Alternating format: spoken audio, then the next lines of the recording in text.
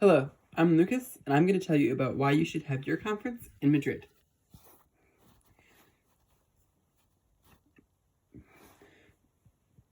Madrid is in the center of Spain, making it ideal for location for conventions. First of all, right in the city of Madrid, there are train stations that go to all different parts of the country for low cost. Also nearby is the Madrid airport, which makes it very easy to fly to other countries in Europe, to fly to Africa, and all over the world. So it's easy to get there from the United States and from other countries because of the international airport atmosphere. And it is very easy to get to convention centers, and to get around the city, the transportation is easy to navigate, it's inexpensive, it's clean, and it's fast. And there are options available to buy tickets from an English vendor. So, another reason why you should have your convention in Madrid is because it's very multicultural and encourages diversity. And it offers a large variety of conference accommodations as well as places to stay. So, accommodation could run you anywhere from $25 to $300 a night, depending on what you're looking for. If you're looking for a hostel, you may be able to get a hostel for $25 a night, and $300 a night for a luxury hotel. So for a major city, this really is something that is not bad. This isn't something that's terribly expensive. It's something that's affordable. And as I said before, the best way to get around the city is by metro, about $2 a ticket, or $20 for 10 tickets. It's really a great deal. Taxis are obviously going to be more expensive, and buses will probably be running about the same rate that the metro does. But I think that the metro system is easier to navigate than the bus system.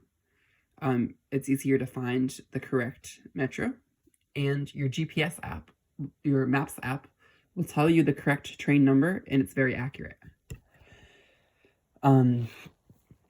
So one of the places that you could have your conference in Madrid is the Hyatt-centric Gran Via Madrid. Calle Gran Via is one of the most famous streets in Madrid, and it can be said that it is comparable to New York's Broadway because of the musical theaters. And there's also high-end stores like, well, I don't know high-end, but popular stores like Primark, where you can get good deals on clothing, and people like to go shopping there. And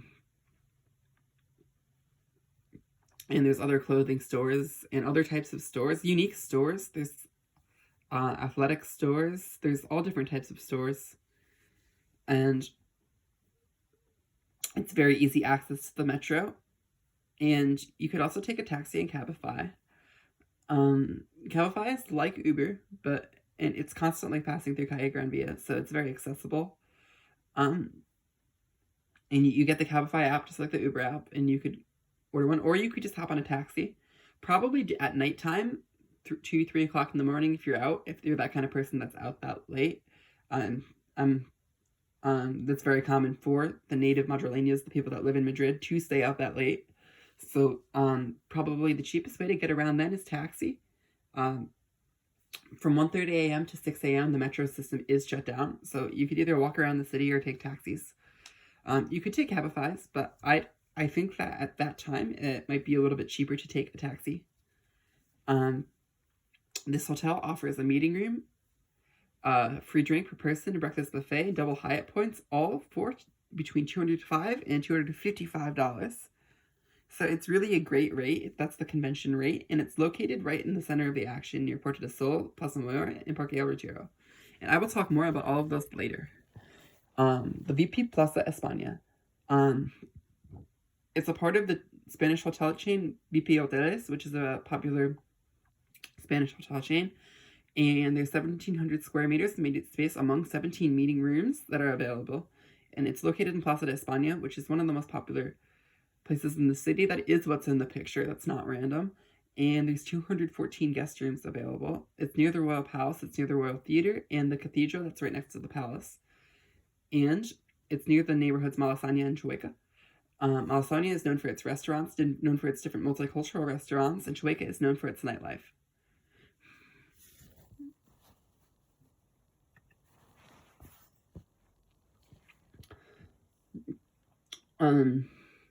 So, where to have a big convention? The best place to have a large convention is IFEMA Feria de Madrid Convention Center. And this is located outside of the city of Madrid in Feria de Madrid. So, how to get there from the airport?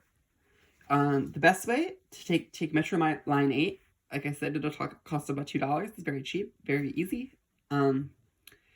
You take the steps, the stairs, the moving walkways, the elevators, right from the airport. Directly underneath the airport is the metro station, Madrid Barajas. There actually are a few different metro stations in there. There's the metro station for T1, T2, and T3, and a separate metro station for T4. The T's are the terminals. If you have a lot of bags and you're not feeling the metro, that's something that's fair. It's usually very crowded, that metro, and usually that metro is the only Madrid metro, I believe, that has announcements in English and Spanish. But it's, even if you don't speak the Spanish, it's easy to navigate around all the metros.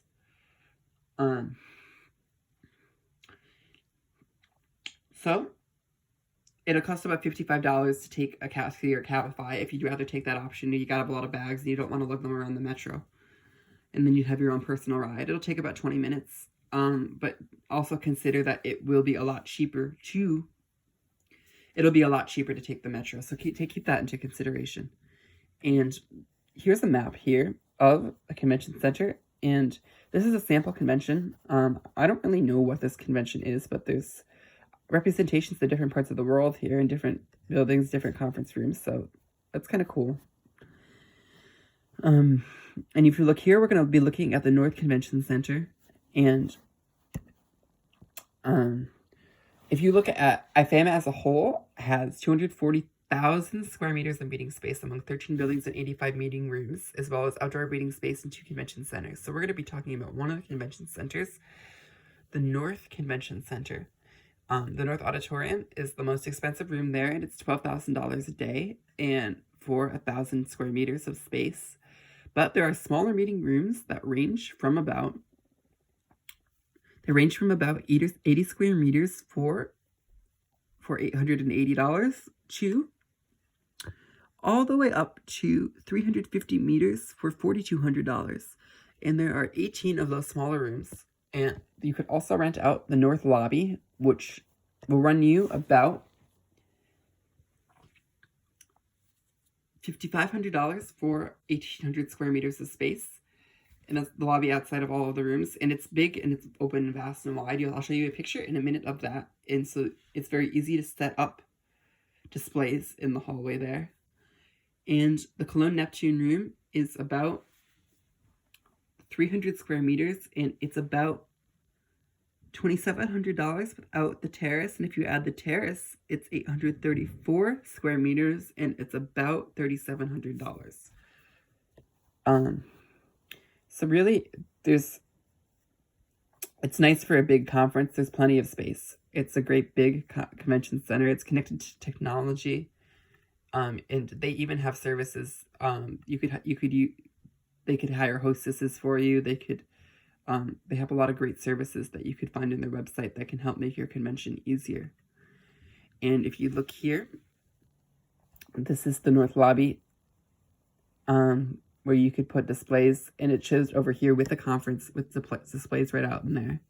So if you choose to rent that out, or you could rent out the North Auditorium. It's very big. It's got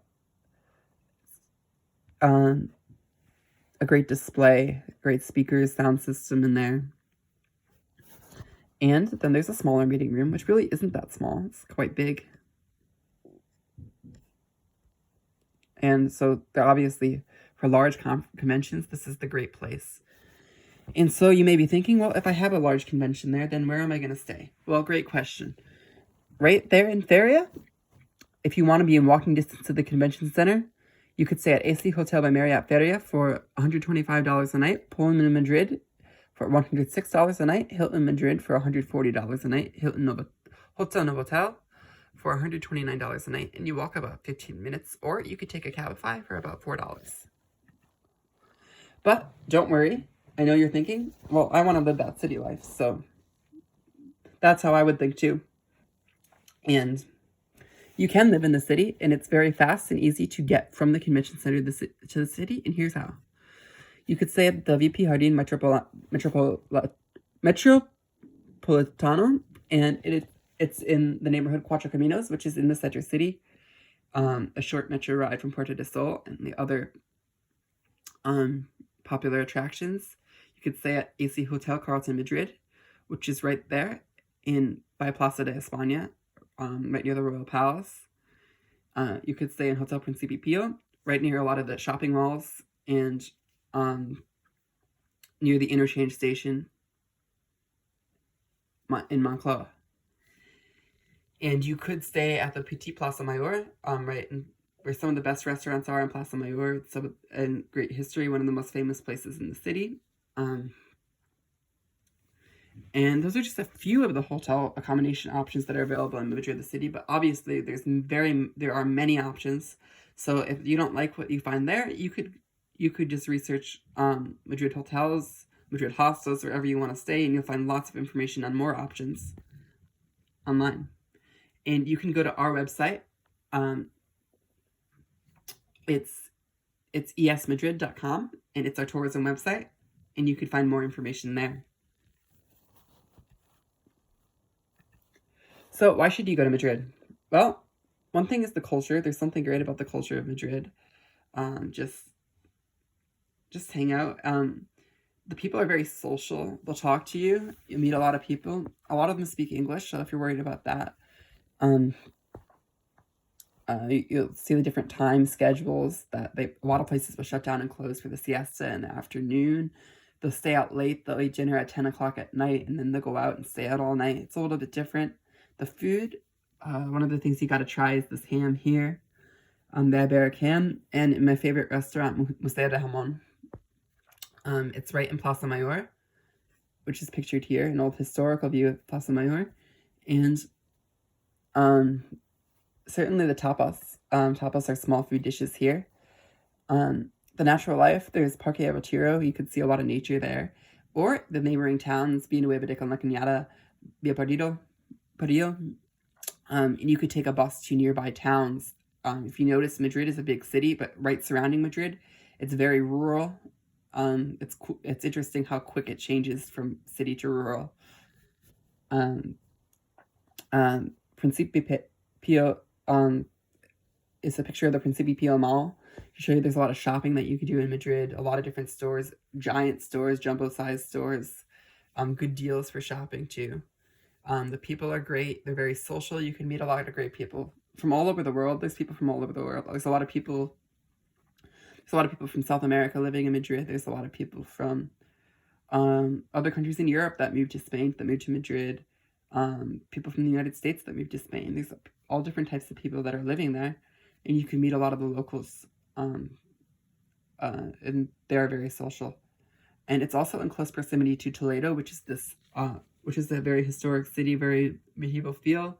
The city on a hill. It's known as it's a half-hour speed train ride away from Madrid. You take it from the Atocha station in Madrid, and it's $20 a ticket, and it's definitely worth seeing Toledo. It's a very different feel than Madrid, so if you have extra time while you're there, have an extra day, you might want to check that out. So, where do you eat? There's a lot of different places to eat. As I said before, my favorite place to eat is Museo de Jamón. A lot of different ham things there. You could try the Iberic ham. Cien Montaditos is what's pictured here. There's a lot of little sandwiches, little bite-to-eat things. There's some American type foods like French fries and stuff like that. And everything is just €1. So it's great. Casa Labra is one of the most popular places in the city. You're probably going to wait in line to eat there, but it's worth it. They have amazing tapas, and you just order a drink and they bring you tapas. Or you could order from the full menu. There's some restaurants from other countries there. So the history. You can learn about history in the two museums here, the Prado Museum and the Archaeological Museum here, or the Royal Palace, which is the official residence of the royal family, even though they don't really live there. So the other thing is the recreation. Obviously, Real Madrid plays there, and you could get Real Madrid tickets for as low as $25 depending on the game. So don't miss out on that if you're there. Some of the attractions, my favorite is Puerta del Sol. There's just a lot that happens in Puerta del Sol. It's like a big plaza in the center. You may see various performances here. I've seen people pop up with flamenco performances, just playing the guitar, singing, all kinds of the various things. It's just a good place to hang out, go with your friends. And Gran Via, I talked a little bit about earlier. And Parque El Retiro, it's a more quiet place where you could relax, where you could study, where you could maybe get ideas for your business if you're there on a convention, if you need to get away from all of the action. So the nightlife. Madrid is obviously full of nightlife. Madrid is the city that never sleeps, I say, because the metro does shut off from 1:30 to 6 a.m., but that does not stop people from staying out. You could still take taxis all night, and a lot of it's walkable, so you could do that too. And it's well lit and generally safe. You do need to watch out for thieves. So the best way to avoid that is just to not leave your stuff anywhere.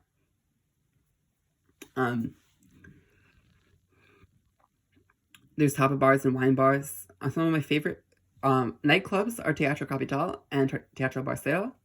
There's tapas, like I said, tapas bars. You buy a beer, buy a glass of wine, and they just bring you lots of tapas for free to try. Just little sandwich type snacks. There's all different things. There's shark. There's tortilla de patata. There's potato, typical potato dish. There's paella tapas.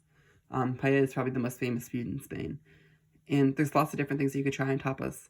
And then there's also LGBT nightlife, if that's for those people that may enjoy that. And the neighborhood Chueca is popular for that. And you could also get by drag bars where you buy a drink and you could watch the drag show for free. So that's something to look into if you're into that. And the last thing I want to leave you with is a little video that just gives you an overview so you could actually see some of the places I talked about. And I'm going to talk during it because it doesn't have any narration. That is the Royal Palace that it's showing there. And I'm going to move it along a little bit. And people, it's obviously very crowded sometimes, so you can get to be social and meet a lot of people. If you like to meet a lot of people. Obviously that's where Real Madrid plays. That's Parque El Retiro.